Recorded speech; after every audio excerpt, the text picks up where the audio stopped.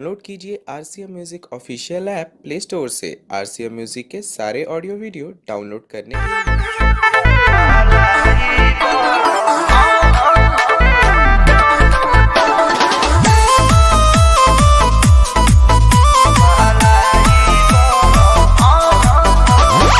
biharmasti.in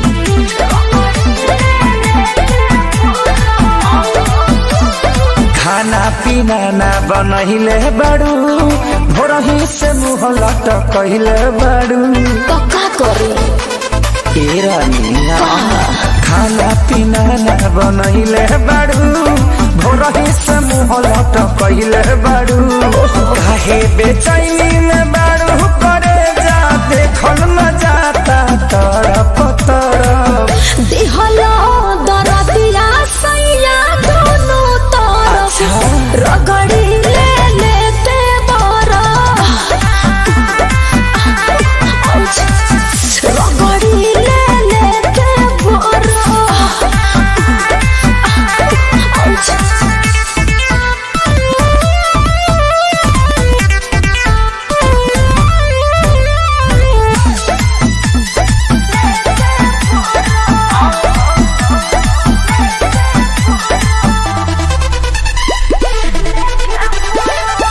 रहेला बहरिया पिया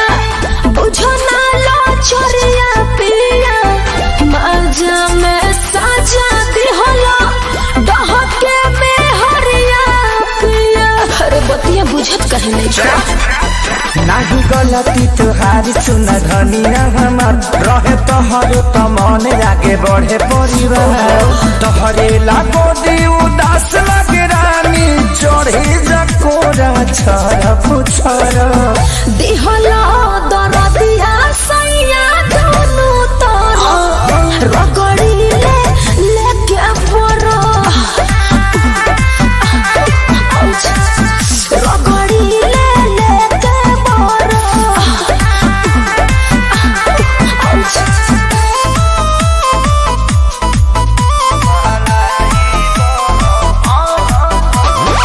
biharmasti.in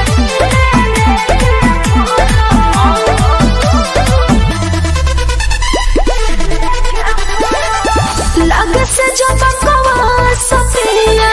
होला ना बरदा सपिया दूरी बनावा कुछ दिन आवा न पास सपिया अच्छा तो सुनो जनी तुरा तू उम्मीद नहीं कर धनी जिद हमारा खतनी मन भोरे छुछी जब खरीद पवन खेसारी धोती जतिया लेके घुमाता सरफ सरफ दिहलो दर्द